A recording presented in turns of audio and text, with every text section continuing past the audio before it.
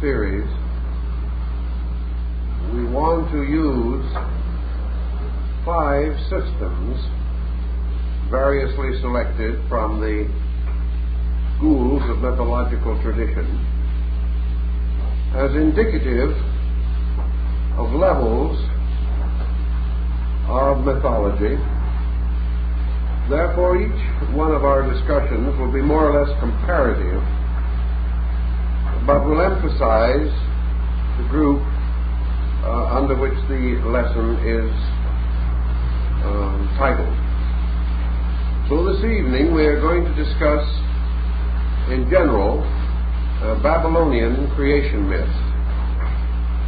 In particular, however, we want to lay down the foundation for a certain comparative study of world mythology.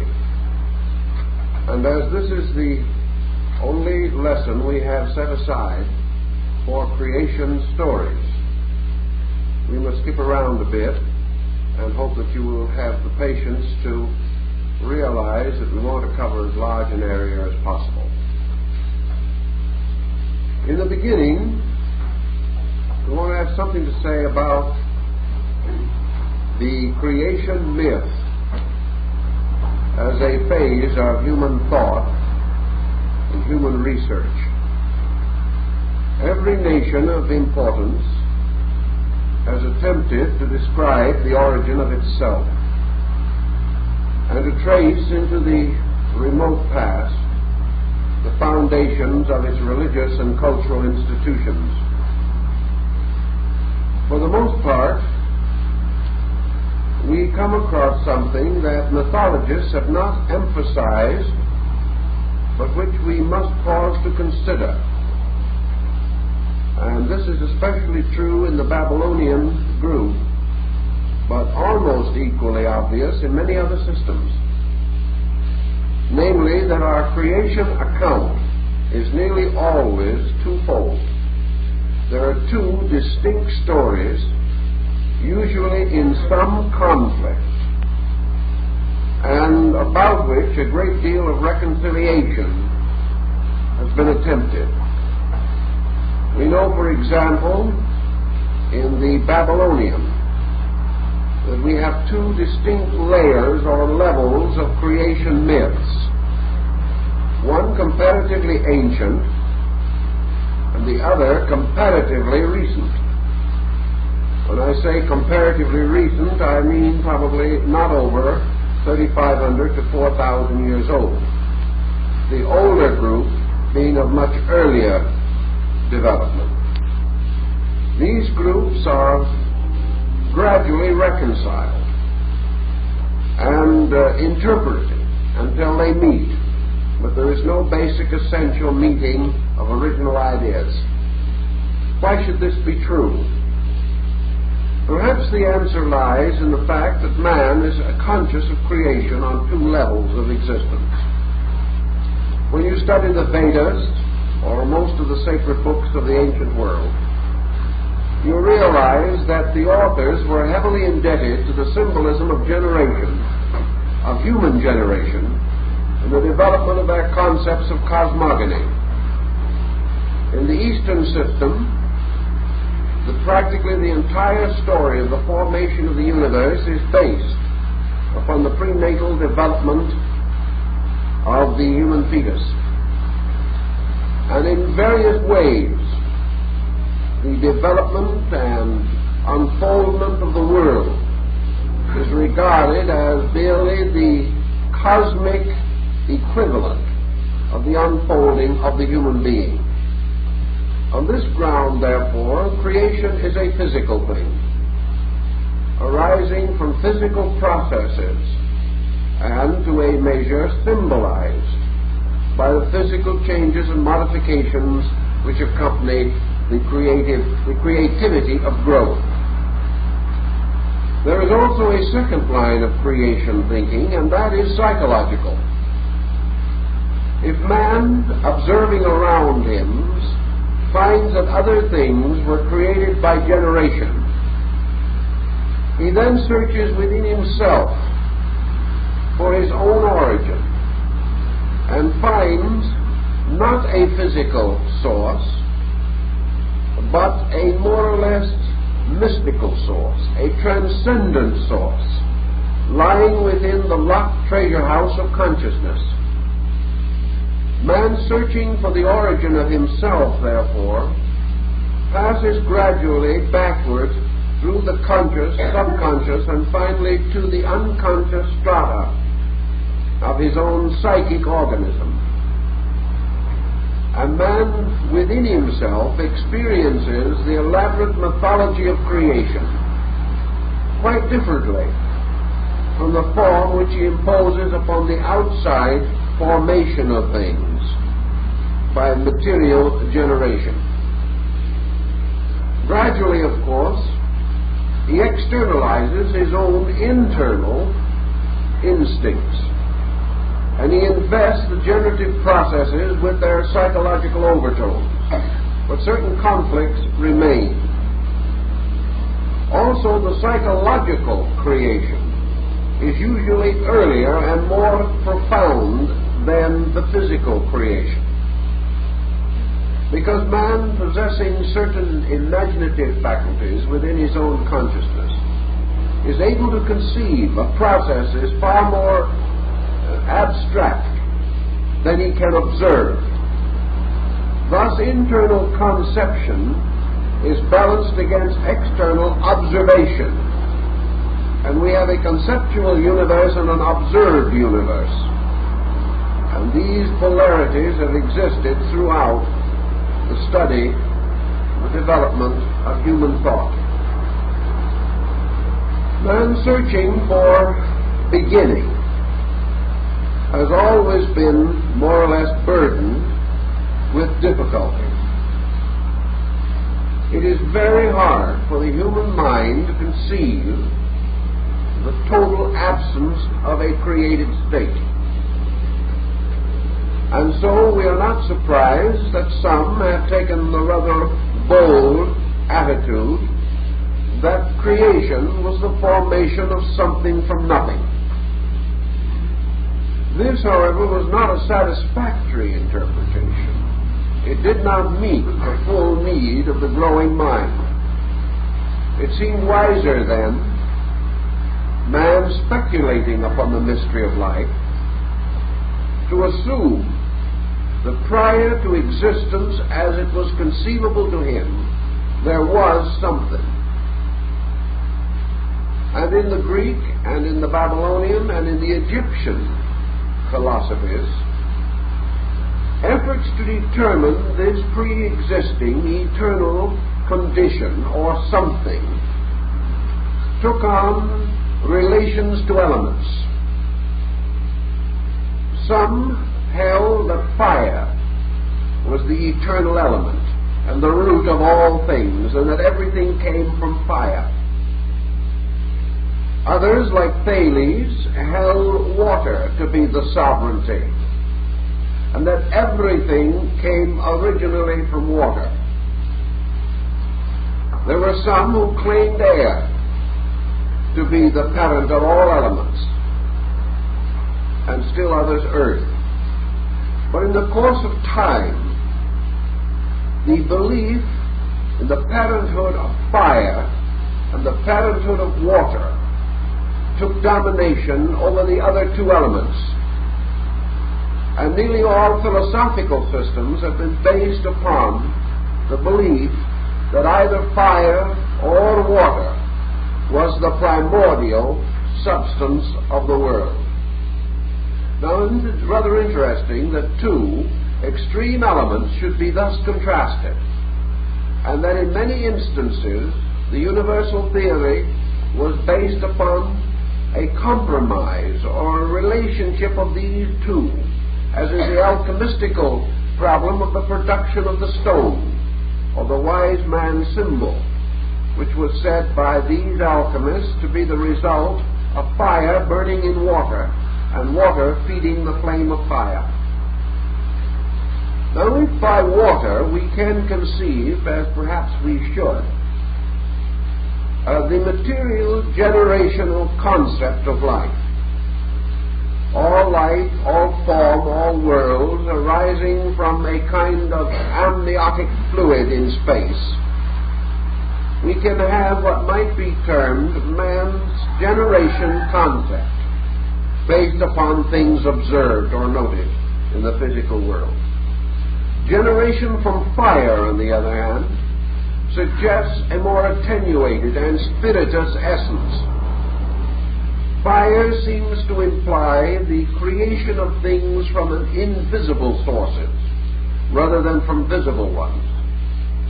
And through the study of these things, particularly in the light of more modern psychological thinking, fire seems to come to suggest the consideration of creation psychologically, or as emerging from the internal life consciousness of man himself. So a creation envisioned from man's psychic life is likely to be a fire creation. One envisioned more primitively from his material life may be a water creation.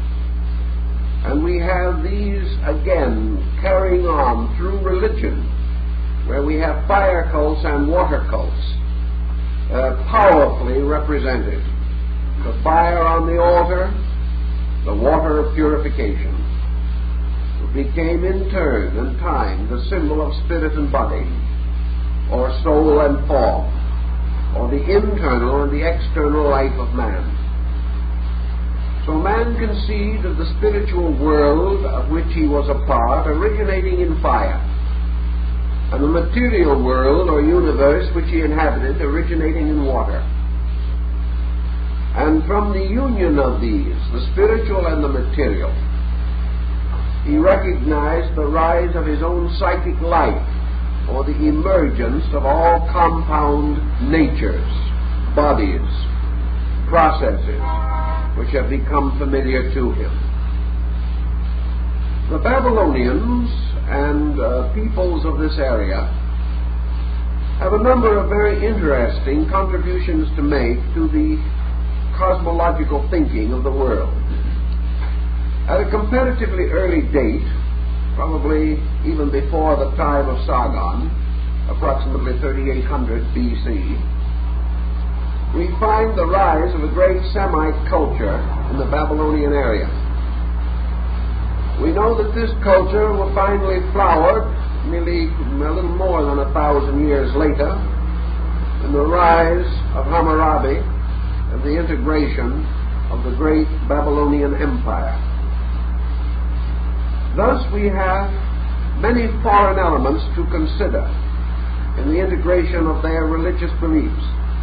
But also we must recognize that nearly all faiths in surrounding areas are indebted to the religions of Nineveh and Babylon, and that these later influenced Egypt, Greece, and Persia, and that altogether the great Akkad culture has made a very important contribution to our Bible and to the general knowledge of religious matters in Christendom and in the Judaistic worlds. So these things become very intriguing and very important to us. And we will then start with the basic problem that we have to face in all creation accounts, and that is an approach to the state of existence prior to creation. What in the Babylonian concept preceded the great motions which produced the world? Actually and obviously, there could not be too much dogmatizing on this subject, for man has never been able to develop a complete exposition of the state of the universe prior to objectivity. Like nearly all ancient peoples, however, the Babylonians assumed a polarized existence, in the sense that the state of things prior to creation would be measured by a state opposite to the created state.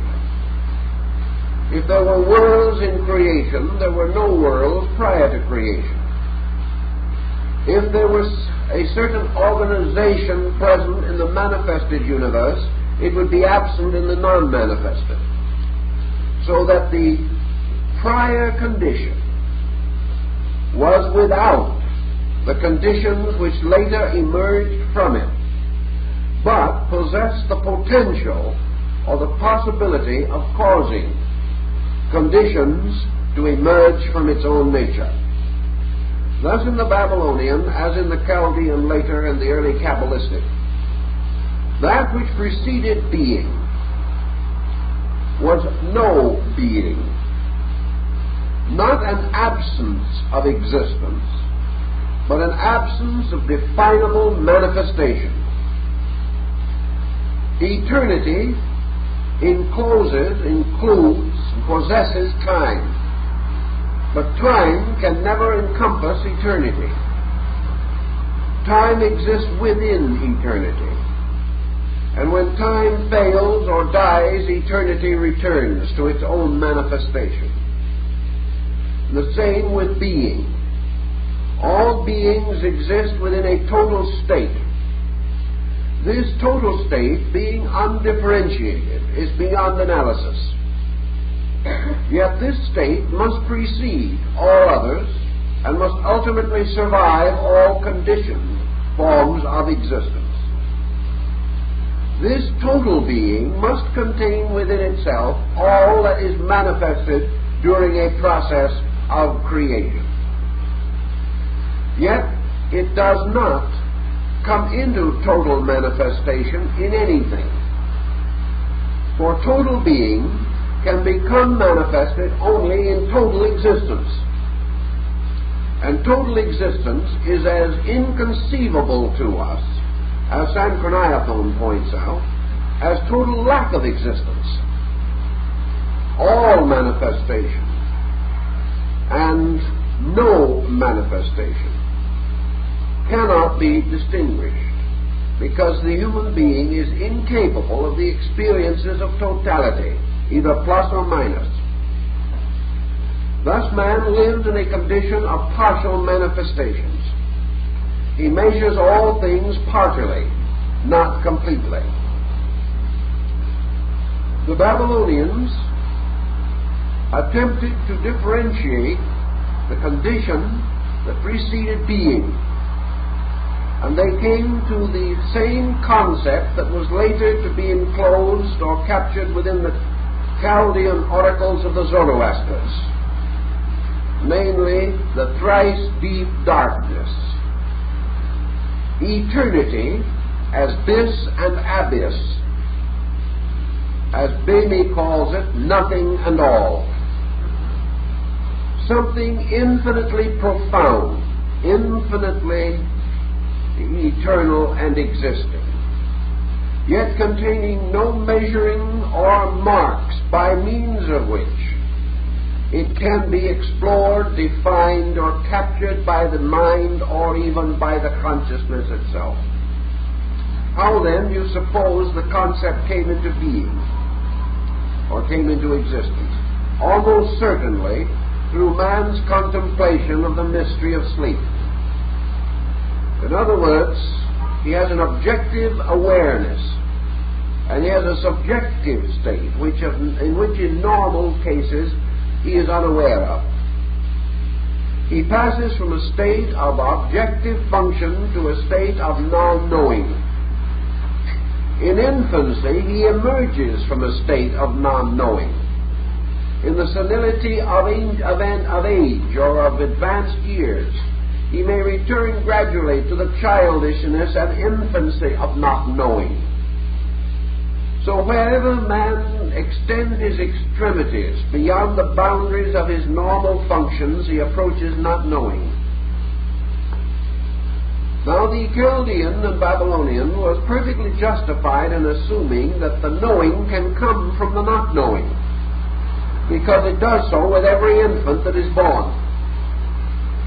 Gradually, from a condition which seems to be the lack or absence of qualities, these qualities gradually manifest themselves.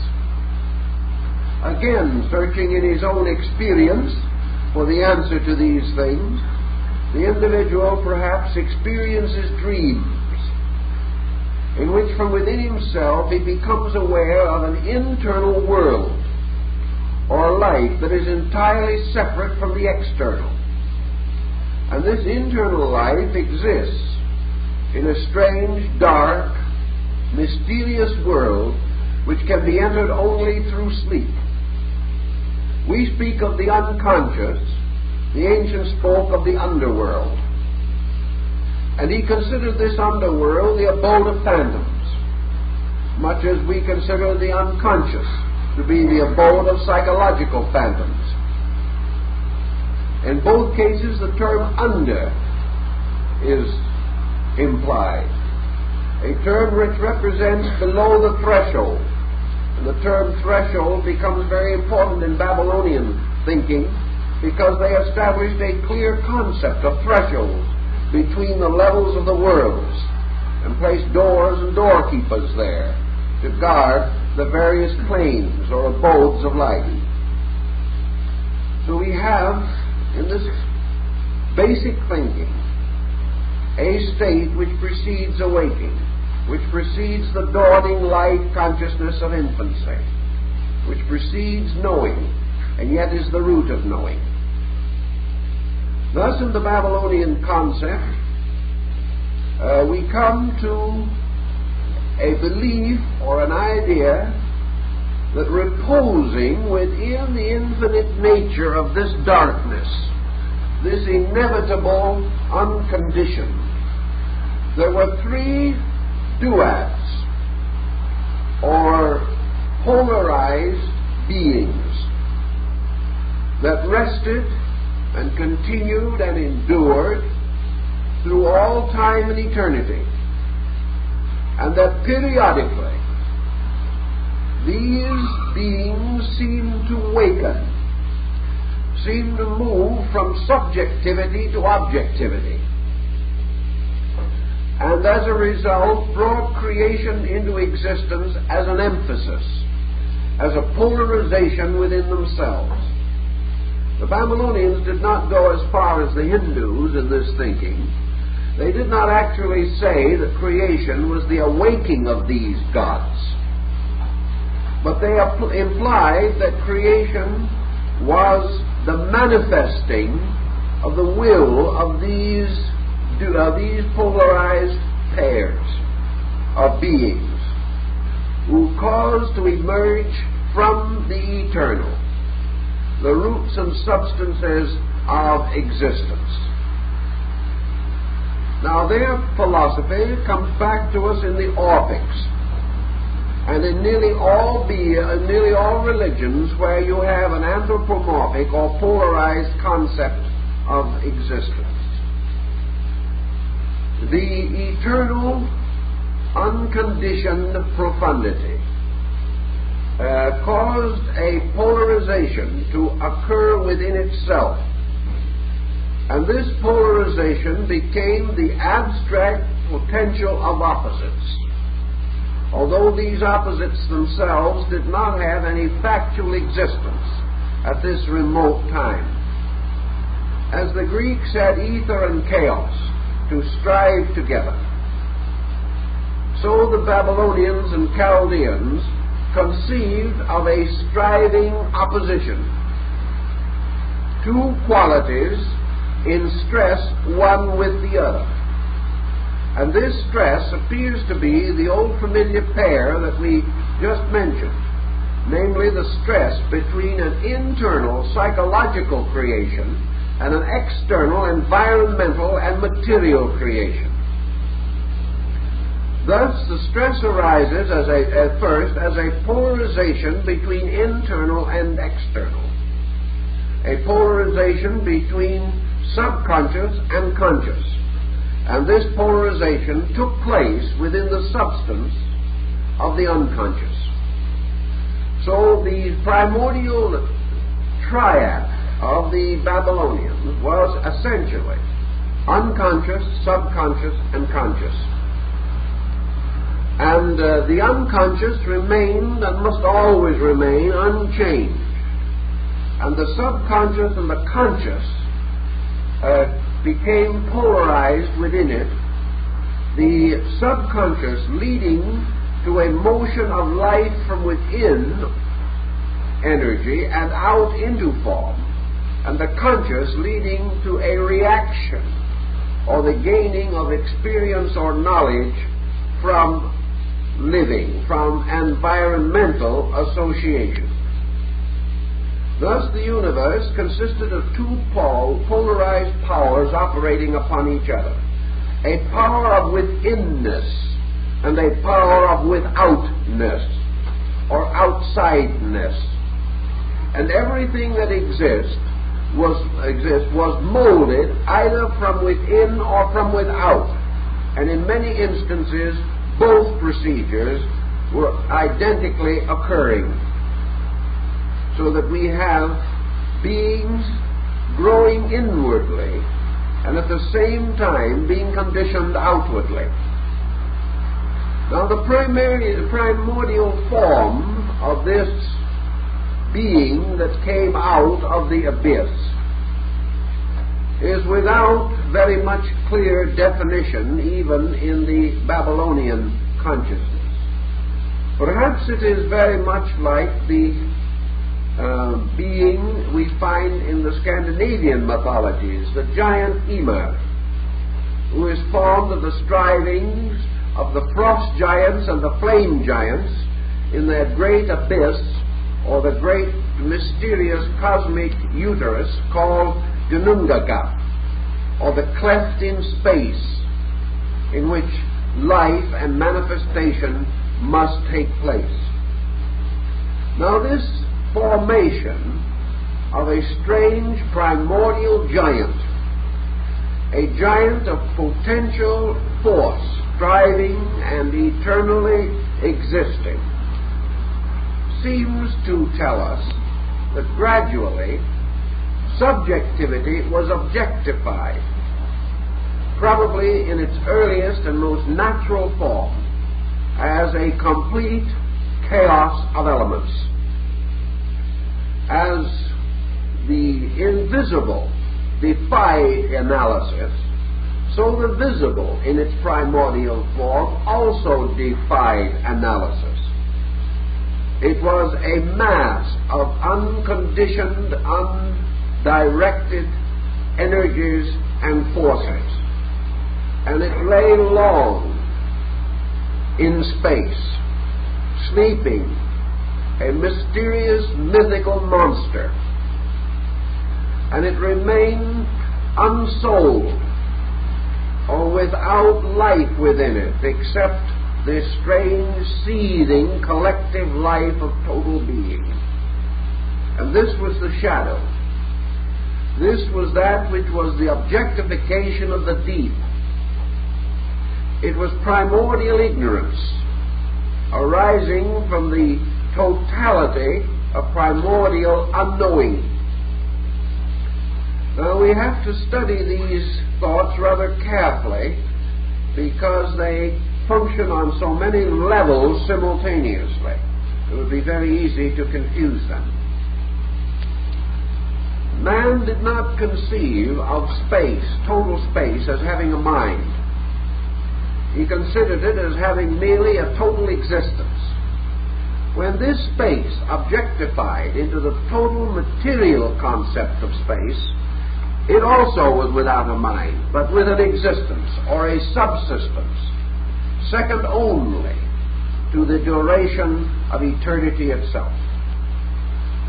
The only difference between spirit and matter, then, in this conception, is that matter was destructible, because it could be returned again to its own primordial source, whereas spirit or being could not, because it was still that source itself.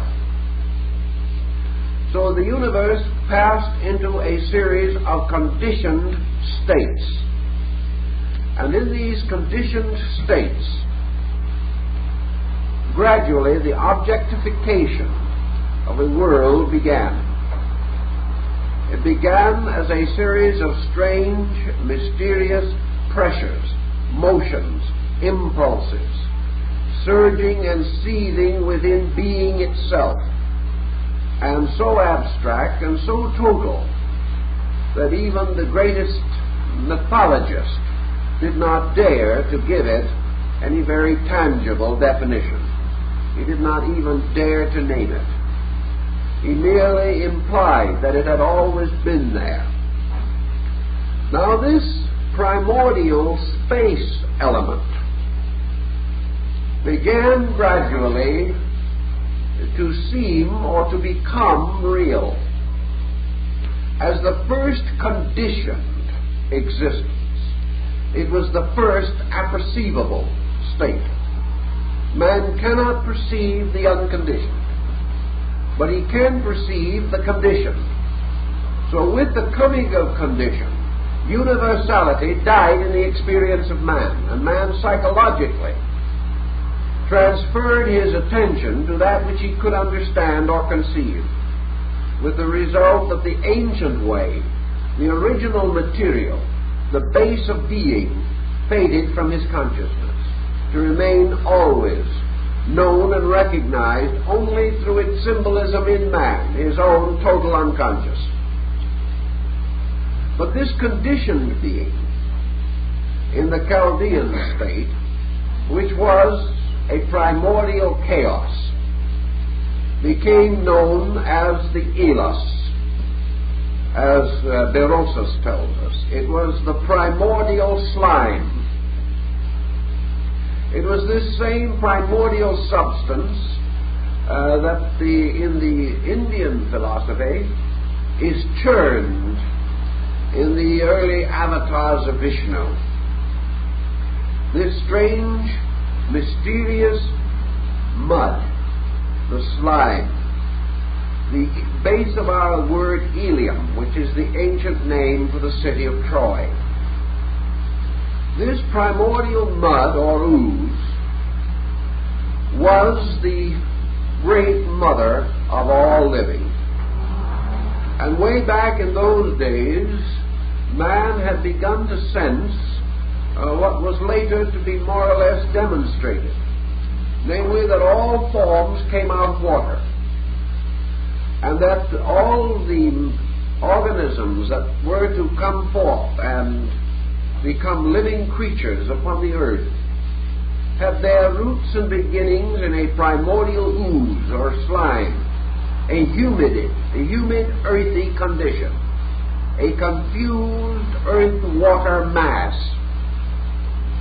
and that from this gradually came the beginnings of monsters. Now, on the psychological level, the Ilium, or the Ilus, the slime, became associated with the human subconscious, differentiated out of the total unconscious of man's existence. This strange ooze was the mother of imagination and fantasy, and it was from this internal strangeness that the first rudimentary dreams or nightmares of human consciousness began. So all human thought, all consciousness, all sensory and faculty differentiation, all ways of knowing and feeling which man has, came from a primordial kind of sensing, a mysterious confusion of thought and emotion prior to the individualization of either, so that somewhere there was a strange common denominator of man's psychic origin, and this was the mud, the Elos of the true subconscious root of conscious knowledge. From this subconscious came forth many different types of beings and creatures. And in the Kabbalistic and Chaldean Babylonian theology, it is said that from this slime or ooze there came forth a phantasmagoria of creatures. incredible monsters that had no resemblance to the creatures we know in the world today. Composita of various kinds, human beings with the heads of horses, men with the legs and tails of scorpions, human beings with the heads and wings of birds, great flying monsters, crawling things with wings like griffins, innumerable, incredible creatures with many heads and many arms and many legs. All of these monstrosities crawling out of the mud, which was the common uterus of matter. A fantastic concept of lives and forms that were before the beginning. Now, out of this also there emerged from within man himself, from the subconscious ilus of his psychic mystery of slime, mud, there crawled forth the beginnings and rudiments of man's psychic pressures and tensions, his various forms of awareness, his psychological ways of thinking and being, the first monstrous struggle of thought and feeling, locked in a death struggle for supremacy, the strange delusions of which there are still traces today. And in the midst of these, like a magician, standing as sorcerer over all this world of fantasy and magic, necromancy, ruled the strange deity Enlil. This being, as the word Lil in the name implies, means demon. And the word Lilith, in relation to the story of Adam and his demon wife, implies not only a monstrous or evil creature, but by the demon a dream, a nightmare, a strange and horrible fantasy. And Enlil became the symbol of this subjective psychic life of man, inwardly breeding monsters, even as the ilus or the material slime gave birth to monstrous forms.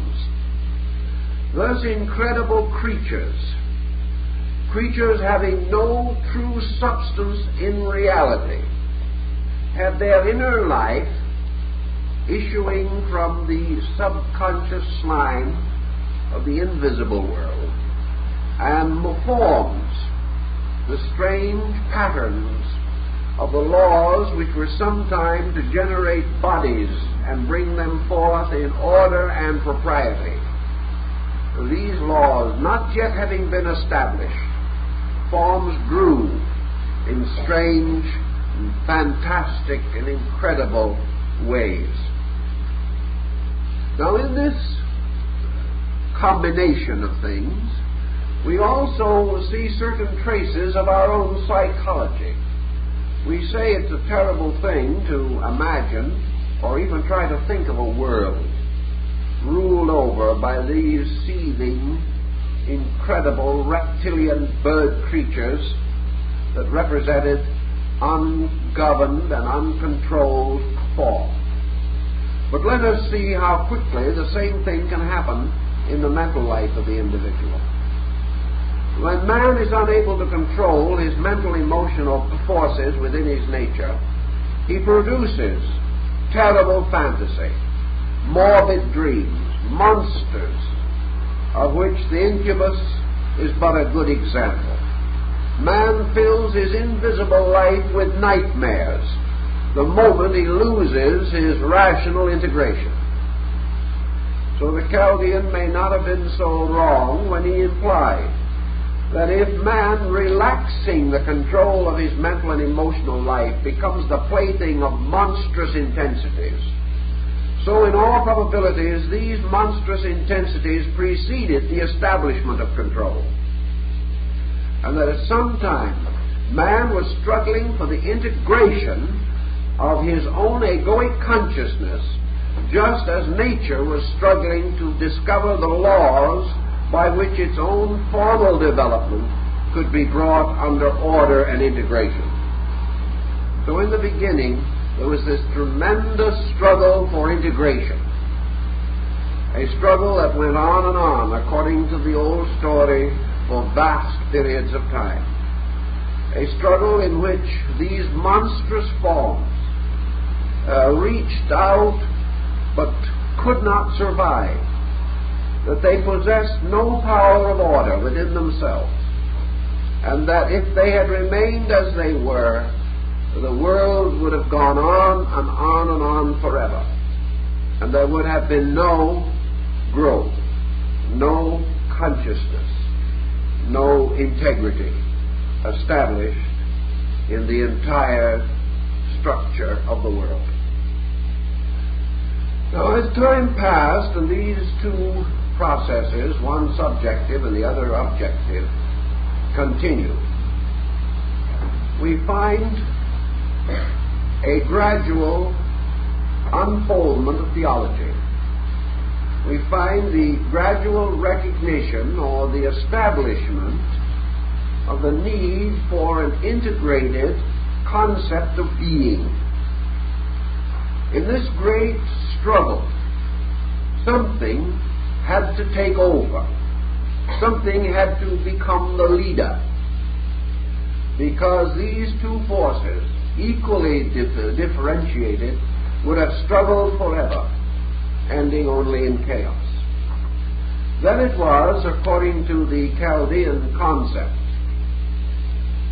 that the ancient ones, the mysterious ones who had gone before, gods of an older order, are supposed to have come in and taken over and made these things gradually take shape.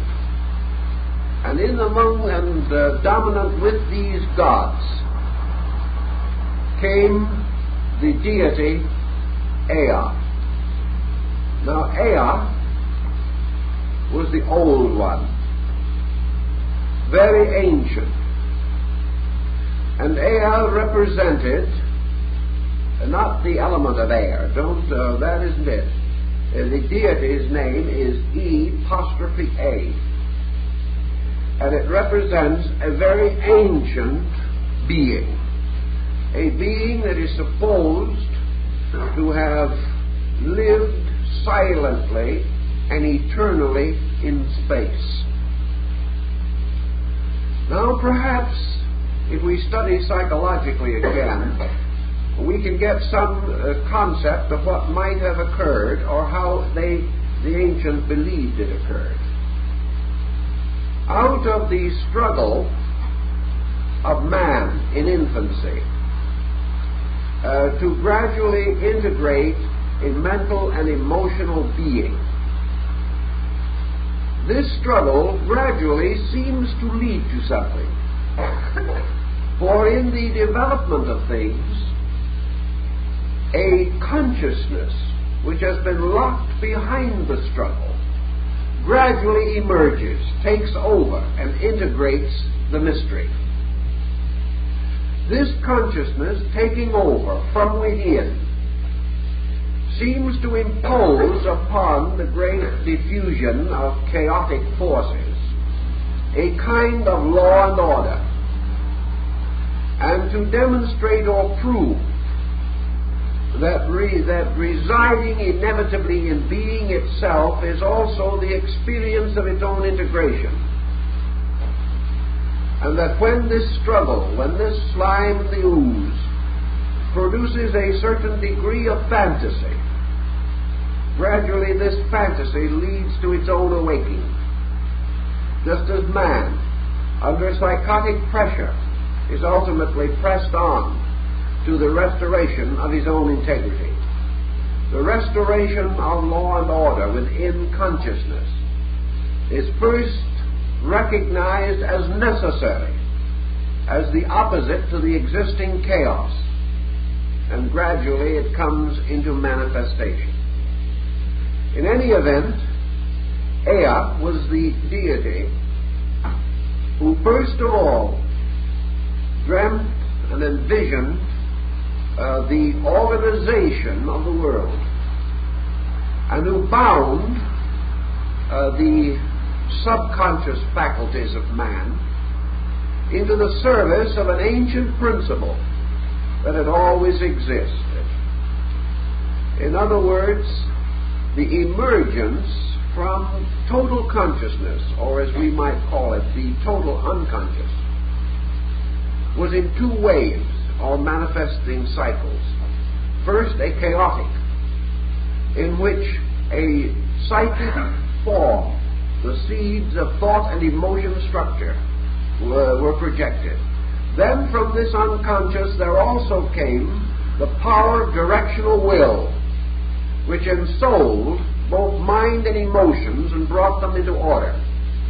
At the same time, in the material world, the riot of forms which had resulted from the lack of control, this riot of forms gradually took a total picture, producing out of its own internal and eternal nature a terrible monster which was called the dragon. So here we have a God ruling supreme over the universe. And we have the dragon, a strange, horrible monster consisting of the total integration of chaos in matter. For all of the strivings and the madness of chaos had also finally come into a kind of mass, or a kind of common unity. And this unity was the primordial being against which the great St. George must go to slay the dragon of chaos. So the problem of the establishment of the adversary, the evil power, came in the integration of the concept of the dragon. And this dragon, Tiawa, abode in the depths of things and remained constantly howling against law and order, against the gods, and insisted upon its own unconditioned, uncontrolled existence. Now the deity, Ea, then called upon the gods to go and reason with the dragon, and to cause the dragon to renounce its authority, and to become once more a servant of good.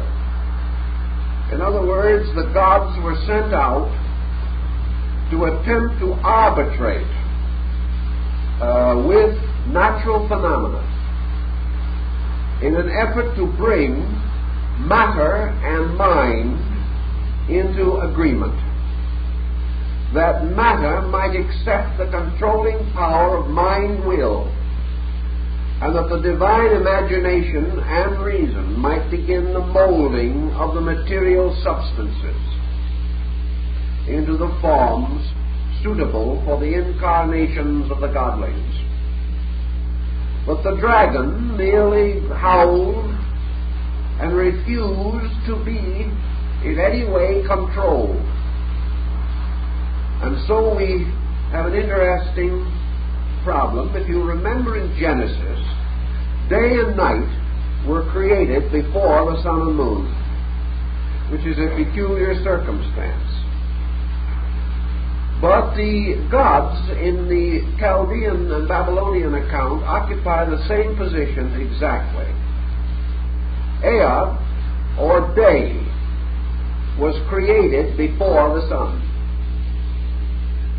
and the dragon, night, became its adversary. Now the dragon is always more or less guarding the sunset, which is, of course, the goal of the Nibelung. And in the Nordic mysteries, and in practically all the religions of the world, there is a dragon. And this power represents night, with its dangers and its hazards, and sleep, during which imagination and the psychic energies of man escape from the control of the reason. So in the daytime, man began to be a reasonable creature, but at night, his psychic life possessed him, and he entered a state of madness. And in the old records, this problem of day and night is so clearly and wonderfully set forth that its psychological implications are very obvious. In any event, however, Ea, the deity, was unable to reason with this monster, this horrible creature that is usually represented in Babylonian art as a lion-headed, winged human being with a ferocious and terrible appearance, and often in mortal combat with the gods. So the deity, who was at the root of life, the great thought which was organizing space, caused to emerge from his own being, as in the Greek myth, another god, who is generally referred to in the Babylonian story as Merodach. And this goes back to your Hindu, your Chinese, and your Tibetan concept, which is in the reverse of ours. Because in the Babylonian also, the thought gives birth to the mind. It is not the mind that gives birth to the thought. Thought precedes mind in the Babylonian Genesis. But out of the great thought comes forth the hero mind. And Merodach arises sometimes as Baal, sometimes as Beos, sometimes as Dagon in the Philistine form, and sometimes as Oannes the fishman. But this Merodach is the only begotten of his father, the God who is destined and foreordained to bring order out of chaos.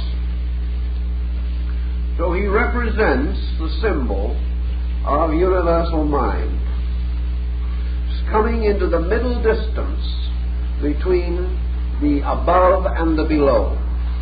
In the ancient Babylonian art inscriptions, for in those days they carved their cuneiform glyph directly across their pictures, so that the body of deities and all these forms are covered with the little cuneiform characters. But in this writing and symbolism, we see Merodach descending into a middle distance between the abyss of space and the abyss of matter. And here standing in a luminous mist, wielding a so great blazing sword of light, the sword Noton, the sword Excalibur, the mysterious sword of quick detachment of the Indian fable. And with this tremendous power, Merodach, blazing with celestial splendor, overcomes and destroys the dragon of darkness. And after the dragon of darkness has been slain, Ea, the god, rewards Merodach by making him the creator of the world we know.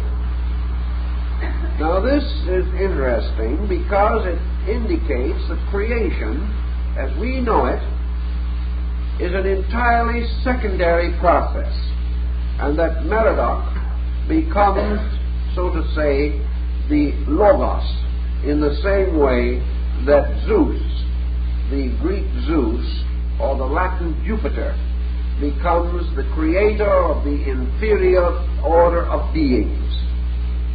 In any event, Merodach, receiving power and authority from Ea, and therefore being entrusted with all things and all virtues and all natures, proceeds to take the body of the slain dragon, and from this body to fashion the entire structure of the mundane world. This is like the material universe formed or fashioned from the body of the snow giant Ymir in the Scandinavian rites. Or in the Greek, after Zeus has destroyed the 12 titans with his thunderbolts, he fashions from the ashes of the titans and the blood of Dionysus the human race. Now, the titanic or primordial forces of the ancient Greeks are equivalent to the zodiac, and the great dragon coiled in space was the Babylonian equivalent of the zodiac, even as we find in Central America the signs of the star groups placed upon the back of the serpent in the case of the calendar stone. So from the body of this monstrous creature, mind, working upon matter, produces organized existence. And this organized existence is stationed in a kind of middle distance between the extremes of life and matter. And therefore, actually, Merodach is entitled to be called the formator, or the cosmocrator of the world. He is not the creator in the true sense, because he does not create something from nothing. He is the formator because he brings cosmos out of chaos by making use of the elements that have always been there. So out of all the primordial elements, the world is produced. And the world is divided into three essential parts. The lowest of these parts is physical nature itself, which begins to take proper form and kind, and the monsters disappear, and the horrible creatures vanish away, and those that had many heads and so on are no more to be seen, and the earth began to produce gentle bodies and types of forms that were suitable to the uses of mind. And these were originally called the mind-born forms, for they were generations of thought.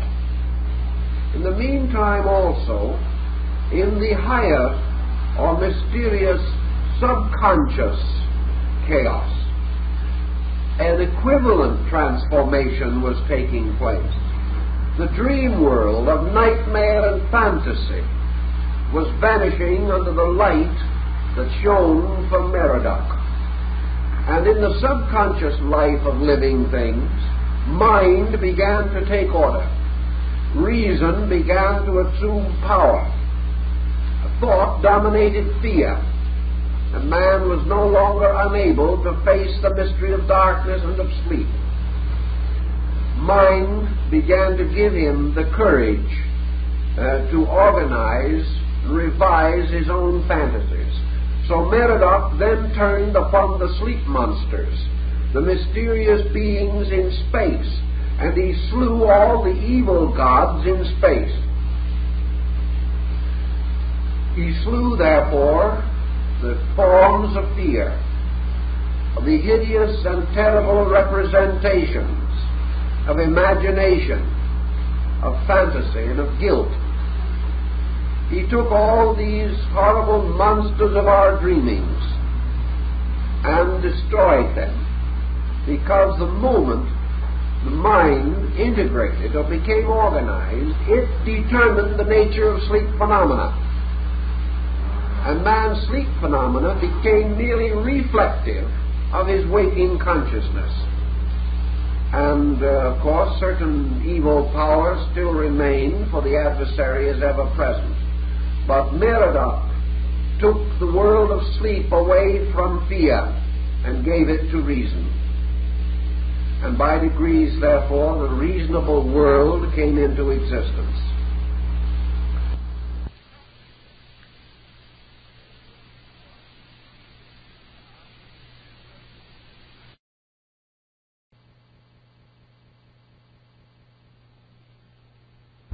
But strangely enough, we find in Merodach a new dimension coming in, because this is the God who kills himself and still lives, who tortures himself but cannot die, and who has an internal and an eternal existence apart from his external and temporal one. In order to achieve his purpose, Merodach decapitates himself.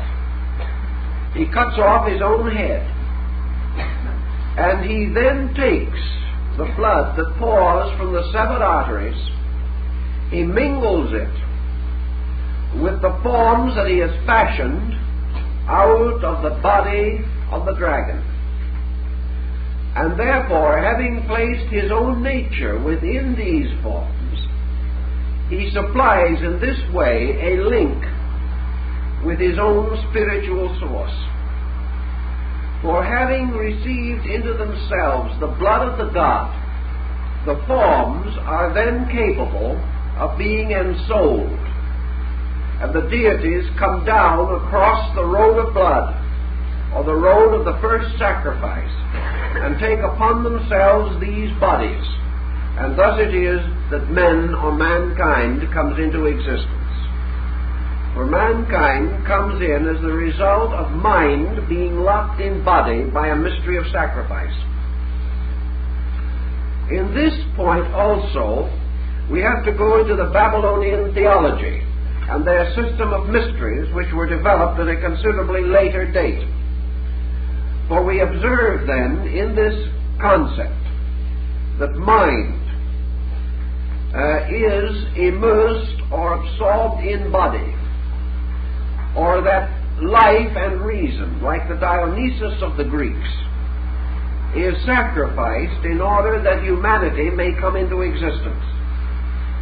To make possible, therefore, the individualization of mankind, universal mind and reason become buried or absorbed into form, and thereby increase this form, giving it an indwelling rationality, and setting up in the middle distances between spirit and matter the great world of form over which mind rules supreme. Form is matter plus organization or archetype, and all forms are compounds, and compounds are only possible because mind holds together the elements or substances of matter. If therefore in death the conscious being is separated from the body disintegrates, because it is the dweller in the body that maintains and preserves the compound. This compound is form, and forms are therefore embodied or ensouled bodies. For wherever there is a body that is ensouled, it is a compound of life and matter, and as such, it has an internal existence in eternity and an external existence in time. The internal existence in eternity is derived from the god Ea. The temporal existence in time is derived from the sacrifice of Merodach.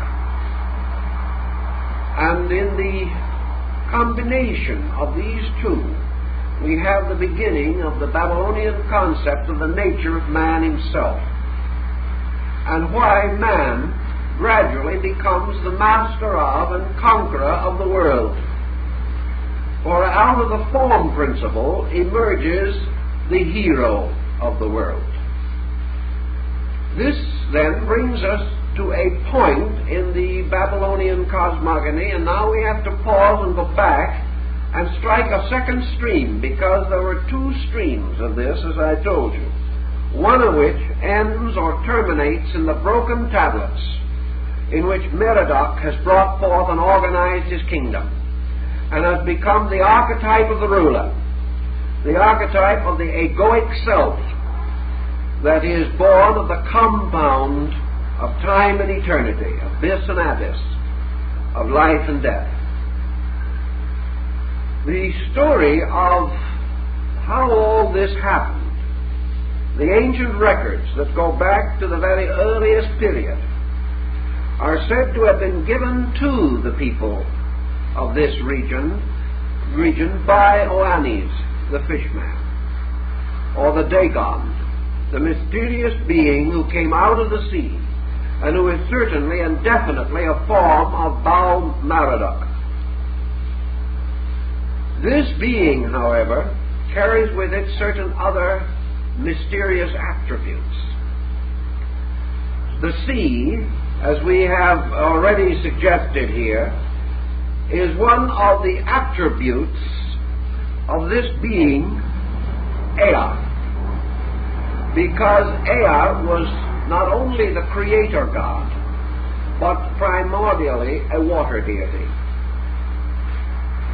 The mysterious waters of space, the Shamayim of the ancient Hebrew, the waters which were above the firmament of Genesis, were the waters from which Ea came. Now, Oannes comes out of the sea also. And here we must study once more the nature of water in the symbolism of these people. Water is the symbol of generation, as we said before. It is the symbol also of imagination, because it is ruled by sin, which is a capital S, which is not a vice, but is the name of the Babylonian moon god. And this deity is the controller of the waters of the earth, sin and the moon, and perhaps sin and imagination may have curious relationships to each other, even in our more modern way of thinking. But Oannes comes out of the sea, and he comes with the body of a fish, the great fish,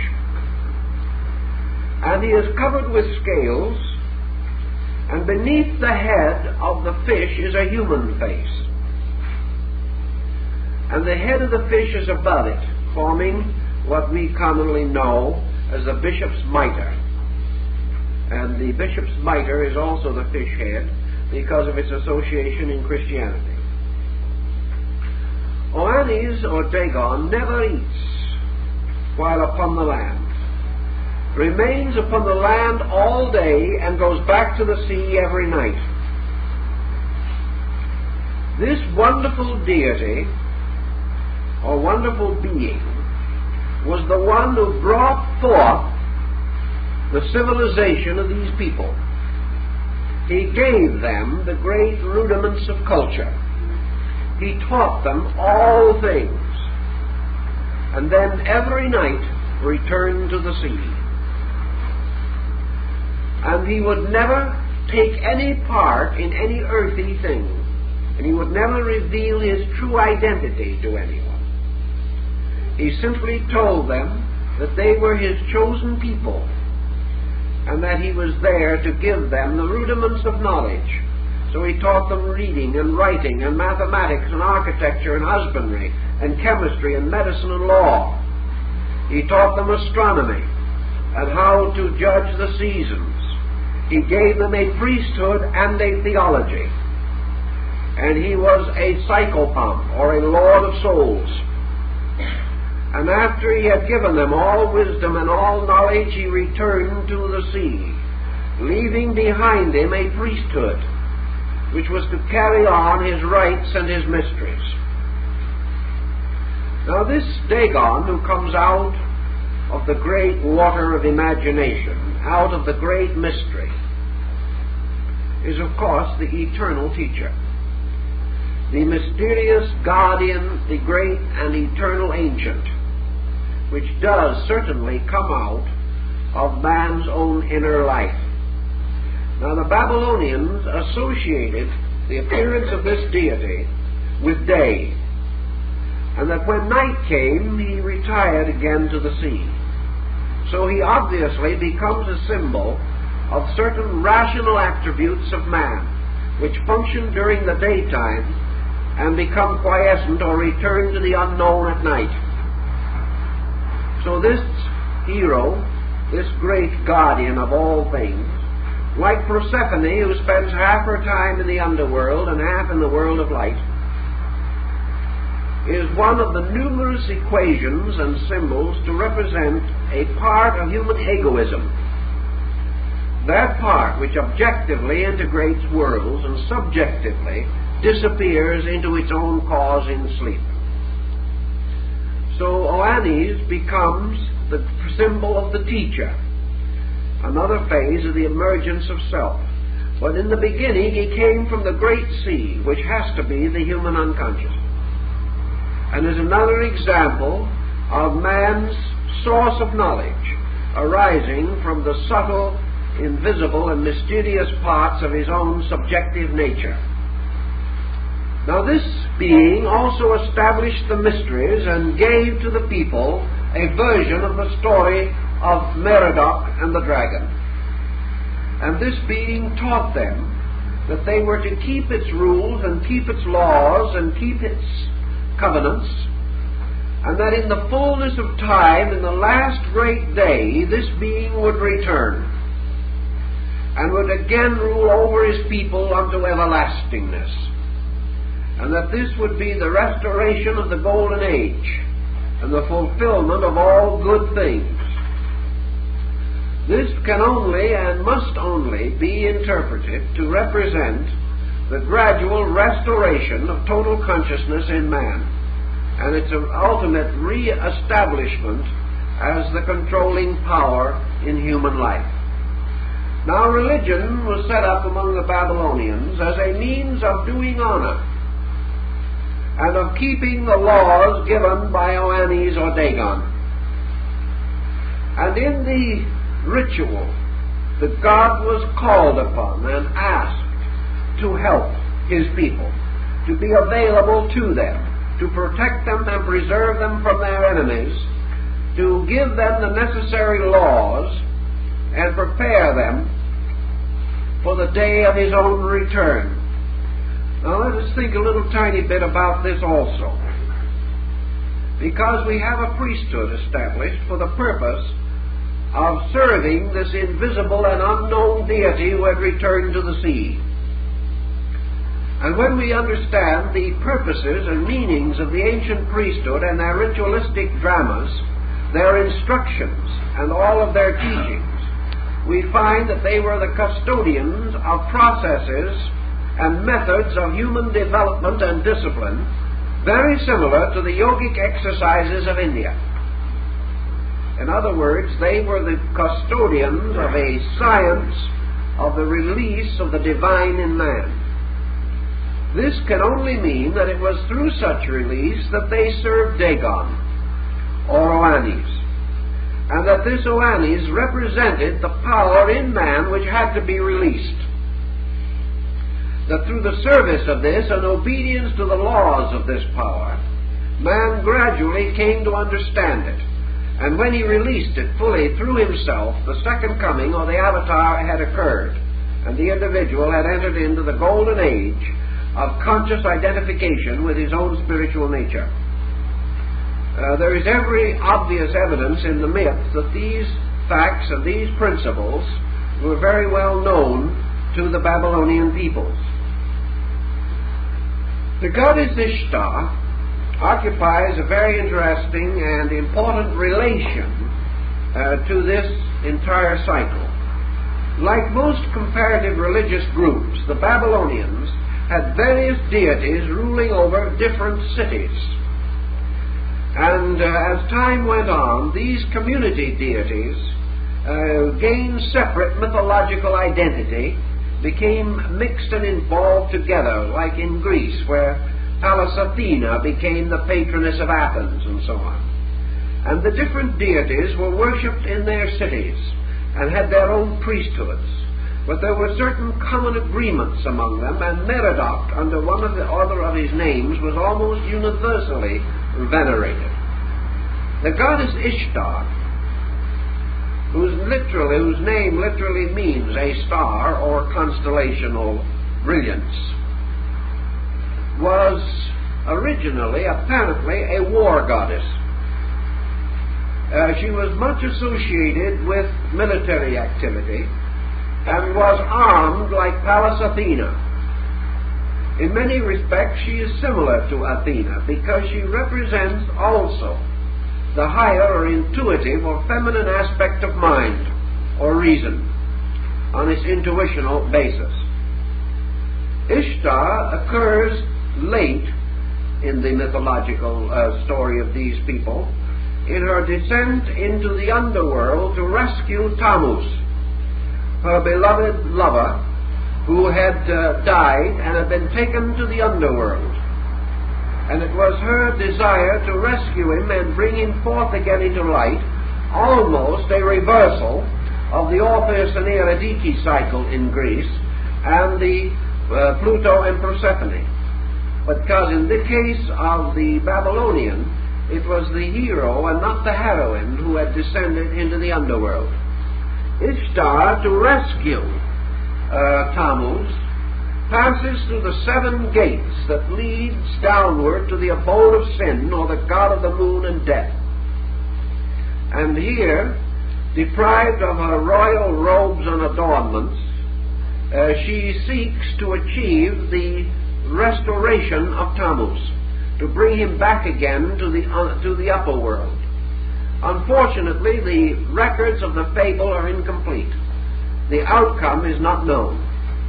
Obviously, the fable belonged to the initiation rituals, and therefore was not committed in its fullness to writing, much as in the case of Isis wandering the earth in search of the dismembered body of Osiris, her lord. Ishtar becomes again now a symbol of the psychic life of man, and again is involved in this mystery of creation. For we have now 3 different levels, or 3 different stories that are important to us. One is the creation of the universe by the power of Merodach. The second is the creation of man, primarily, and the unfoldment of man's life through parts of the Merodach story and the Oannes cycle. And the third is the mystery of the human soul, represented in the myth or legend of Ishtar. So man, spirit, mind, and soul, or spirit, body, and soul, is involved in these 3 great cycles of mythology. The Babylonians also recognized the soul equation in their religious teaching, and were among the first to set forth this concept almost exactly as it later occurs in the religious writings of the Semitic peoples. For in this concept, the soul which is rescued represents something that is brought into existence and which is first of all sacrificed for the good of the ego or the self, and later becomes the redeemer of it. So the psychic life of man is first of all his internal life, which restores his external life. And also the soul is actually the experience which man has inwardly accumulated. Experience is something that nothing can bestow except through the long and difficult process of growth. Therefore, the soul cannot be given to man. It must be earned. But the soul, in turn, becomes the redeemer of the personality. And Ishtar, descending through the 7 gates, representing the 7 sensory levels of man and the 7 degrees of material existence, finally rescues man from materialism, which is the symbol of death. So man's psychic nature gradually created within him, as explained in the Old Testament in the creation of Eve. The psychic life of man becomes his redeemer, and like Pallas Athena, is born fully armed from the head of Zeus. For the whole evolutionary process of man is the perfection of qualities within his consciousness, qualities which gradually come to have an existence of their own. So in the Babylonian and in the Greek, and to a great degree in the Chinese, where it is a very commonly taught doctrine, we find the creation of the alchemical homunculus, or the artificial human being, the positive polarity of the negative concept of the Frankenstein. Now, man has always played with the idea of manufacturing or creating artificial beings. He has toyed with the concept that sometime he could create life. He doesn't know it, but this is a psychic statement of a fact. Man does create life, because man as a living creature is creating his own soul, which is an artificial living thing, to which he is capable of bestowing life. When he bestows life, he plays the part of Merodach, for he gives of himself to preserve or protect the life of his own soul. This, of course, is preserved in the era of chivalry, in the legends of the knight going forth to defend the damsel in distress, and if necessary, giving his life to protect her honor. And each human being, at one time in his evolution, must give his life to protect the honor of his soul. This is because the psychic life within him is the alchemical product which all other things are involved in the perfection of and the completion of its part in man's nature. Thus we have it as the philosopher's stone in alchemy, the stone that is produced from the blending of the 3 mysteries of salt, sulfur, and mercury. Salt in this particular case is Ishtar. Sulfur in this particular case represents the gods, or the great spiritual power, which is Merodach. And mercury is again the messenger of the gods, Zoroanis, the fishman. Because mercury is also Wotan, or Odin, and mercury is always the teacher, the messenger of the gods. Mercury is therefore the solvent likewise in the nature of man. The soul is born out of experience. It has its abode in the psychic life of the individual. Man, prior to the integration of consciousness, like the fabled Adam, had a demon wife, Lilith, that represents the soul of chaos. In other words, the psychic experience of chaos, the negative soul. In growth and development, this soul is gradually transformed, and from it in time, as from Mary of Magdala, are cast forth the 7 demons. And the 7 demons are found in the description of the Pymander of Hermes also, and the 7 levels of purification in which the soul has to pass. And here we have the 7 cardinal virtues and the 7 deadly sins of theology, for these sins refer to the negative powers of the soul.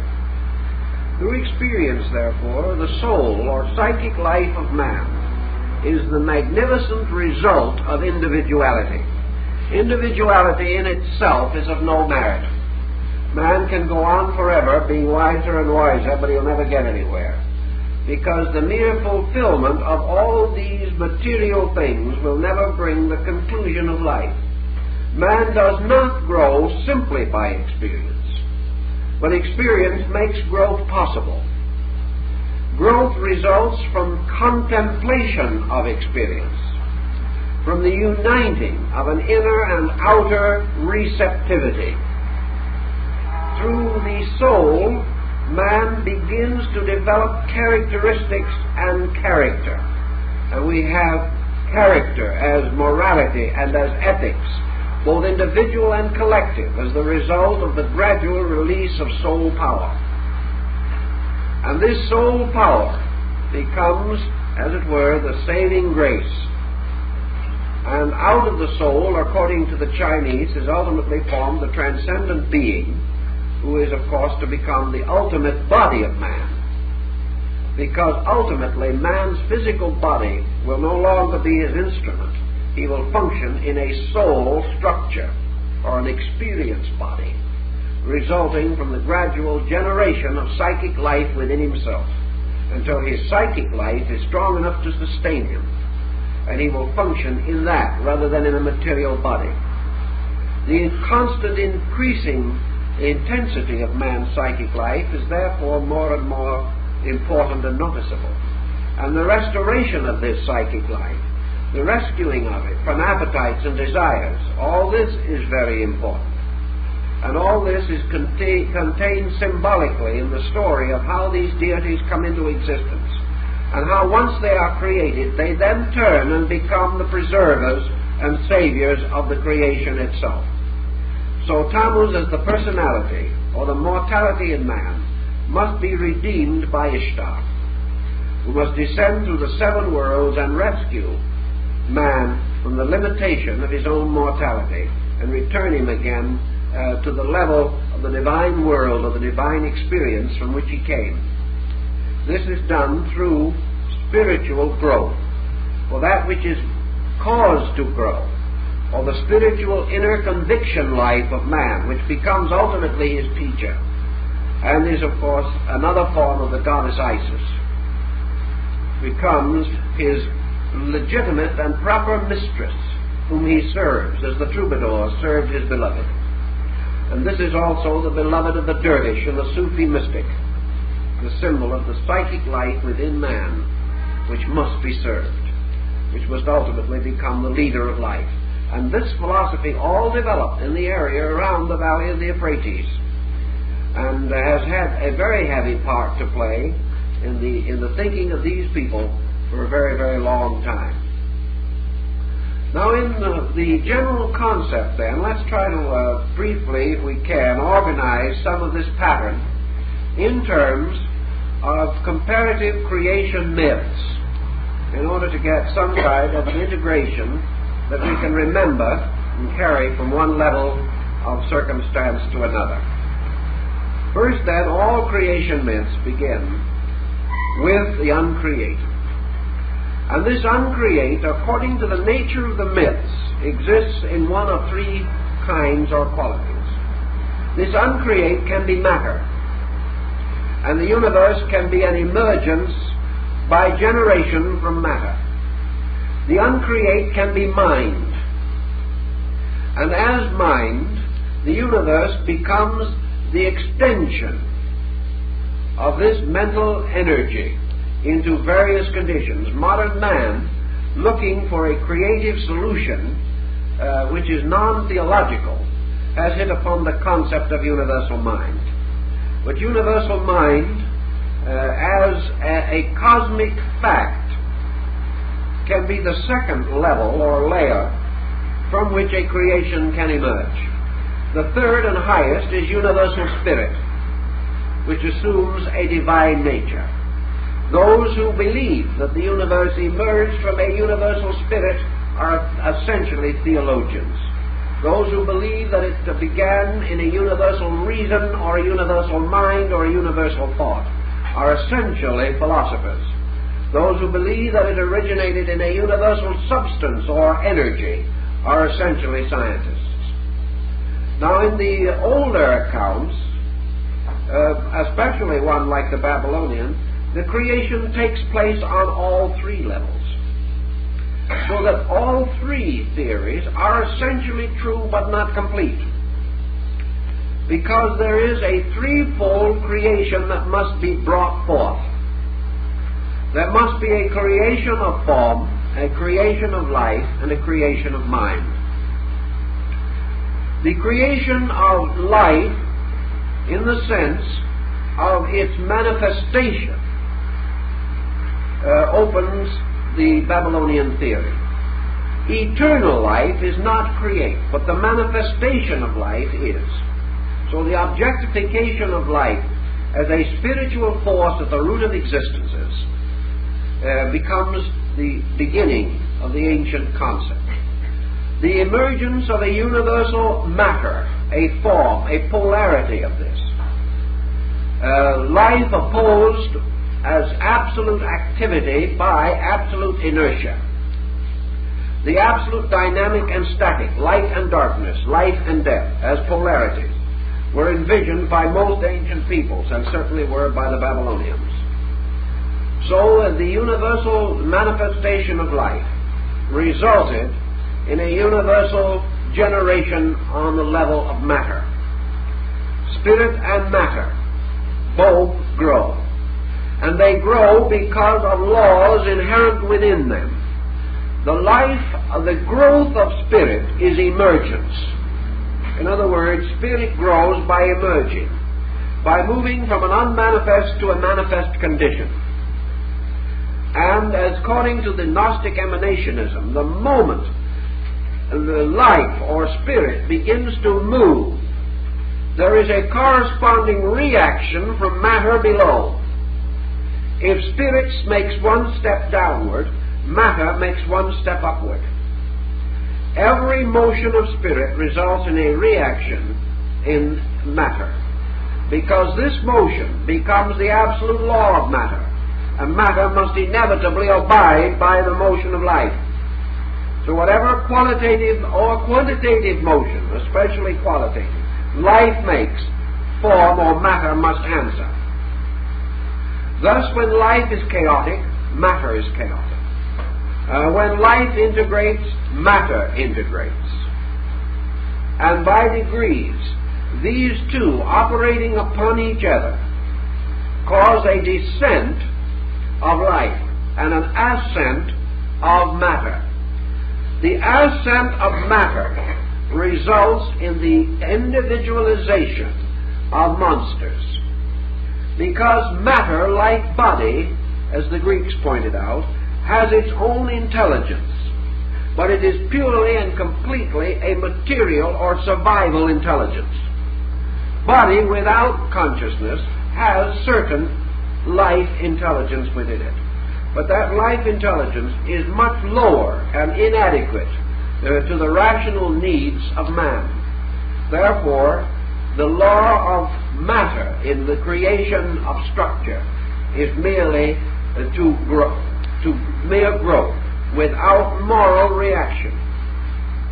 Growth without control led to the great monsters, and even to the prehistoric creatures like the dinosaur and the megatherium and all the brontosaurs and things that we remember or hear about in the stories of ancient times, even on a scientific level.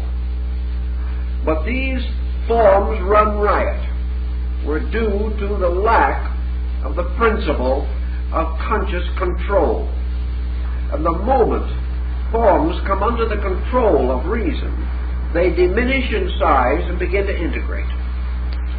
Now, as life descending reached a certain point, and matter ascending reached a certain point, these two simple substances had to meet. And they met through the manifestation of the deity who represents always the second logos. And the second logos is always between the extremes and is always crucified between the opposites, because its great purpose is mediation. Its great problem is the reconciling of things. as in the case of Mercury, which must absorb the two opposite elements to create the philosopher's stone. So the central deity is always messianic. In the Greek triad, the one, the beautiful, and the good. The one, of course, is spirit, the good is matter, and the beautiful, which is art, is soul or mind, or the combination of these. And as beauty must bring order and harmony, and has virtue and integrity as elements of its own composition, so that which is created in strength is perfected in beauty. And the three great pillars of the house are wisdom, strength, and beauty. The alchemist said, art perfects nature. Beauty is art. The supreme art is human regeneration. But art is always a growth or a learning for the purpose of the service of the beautiful.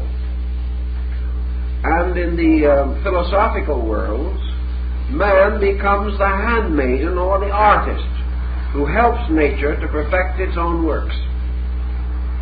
Thus art, beauty, psyche, or the soul comes in between and becomes the reconciler, the redeemer, or the sacrificer. Now wherever mind enters into the compound, or wherever form is compounded, we have a loss of values. We have this loss of values in the same way that we have a second theology when Merodach comes along, or still another theology when Oannes appears, and still another level of theology when Ishtar appears. Because all of these compoundings in the nature and structure of substances result in various obscurations and bring in new levels of function and attainment.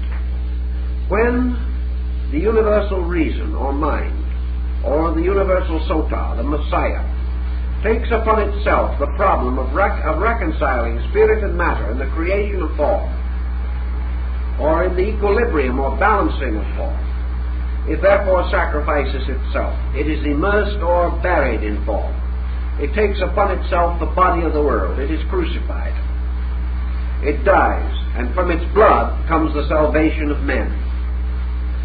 So from the blood of Merodach was created the possibility of man's better way of life. Merodach, of course, appears again as Oannes the teacher. And later the cycle is perfected by Ishtar the soul, because all teaching must lead to the development of the soul nature. And the soul becomes the internal teacher. It is the teacher which speaks from experience, or from the gradual accumulation of psychic life within man. The chemistry, then, of Merodach, or the hero self, sacrificing as the Messiah its own nature and becoming immersed in matter, produces man's power to become a creating psychic being, capable of molding, regenerating, perfecting its own nature. It is no longer left as an instrument of the gods, because the gods have now taken up their abode within it. And the indwelling God makes man capable of the God experience in himself. So Merodach's sacrifice was necessary, like that of Dionysus, in order that man might have within himself the spark of divinity, by which alone he could ever know divinity. So man becomes the tomb, the holy sepulchre of this mysterious martyred God. And this martyred God, buried in the sepulchre of the body, as Plato so well points out, the body is the sepulchre of the soul, becomes Tammuz, buried in the seventh layer of the underworld, from which he must be rescued by his own soul, or by the soul power of nature. Now, the soul power of nature is manifested through the seven arts, through the entire development of man's conscious life, for all of his conscious effort, his effort at growth, his effort at empire building, his effort at perfecting his own nature, his desire to be good, to be beautiful, to be strong, to be wise, all of these are the psychic power within him, leading him on to the rescue of his own buried self. So that the psychic emergency of sorrow, pain, stress, all of this is part of the power which relieves or releases man from the sepulchre of his own ignorance or mortality. Through the psychic life, man is building the bridge or the ladder which leads him back again to his own spiritual origin. The laws of this way, of this path, were given by Oannes, or by a further reappearance of the Messiah, who must not only inhabit and take up life, but must also give the teaching by which this life can be released. So the service of the mysteries, as they were practiced, these mysteries were dedicated to the restoration and resurrection of the dying God. And of course we have in this story another example of the dying God symbolism. Now in modern time and modern thinking, is there anything here that means much to us? Or are these myths truly only dated fragments of an ancient time? I think they mean a great deal to us, because mythology is an eternal record of man's psychic life. And by mythology, man is always and forever seeking to explain himself. Just as he has never been able to find, literally and physically, a good explanation for how the universe came into being, he doesn't have easily available any good explanation for why he came into being, or how he came into being, or what he came into being to do. He must therefore always face this mythological mystery, which is nothing more or less than the effort to solve instinctively the problem of his own existence. And in the Babylonian or in any other system, we have a splendid opportunity to become aware of our own subjective lives and what these lives may mean to us. Obviously, we came out of our own subjective. Obviously, all of these systems are egocentric. They begin with man. They begin with man's reaction to that from which he came and to that to which he came.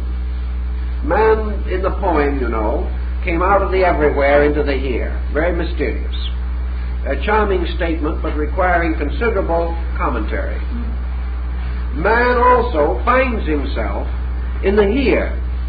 And primitive man, as we can imagine from surviving documentary evidence and artifacts, lived in a chaos which he knew very little about. So he lived in a universe that was too big for him and frightened him to death from the first moment he was in it. So he came from the unknown and he lived in the unknown. And he was confronted with two problems. Orientation to the outside world, which he had just entered, and orientation to an inside world which he knew nothing about.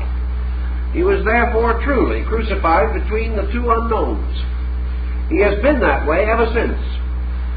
But technically, man today is still in much of a dilemma as to what's inside of him and what it means, what is outside of him and what it means. He is unable to balance or achieve an equilibrium between internal and external. And of course, the only possibility of achieving this equilibrium is through this integration which he calls selfhood. Now in Buddhism we know that the self is not an eternal thing, but the self is a focal point. And ourselves, or the ego as we know it today, is the living testimony of the equilibrium we have attained between the internal and the external. We have built civilizations, we have created worlds, we've gone to school, we've done many things, we've invented and devised. And it is all as the result of gradually coming to equilibrium in the middle distance between the two unknowns. But today we are not sure what direction we are supposed to go. We are not sure of the direction from which we have come. All we know is that there is a tremendous potential inside of us and behind us. There is also a tremendous reactive outside of us and around us. Little by little, we are beginning to realize that this outside reactive is due almost exclusively to the internal pressure.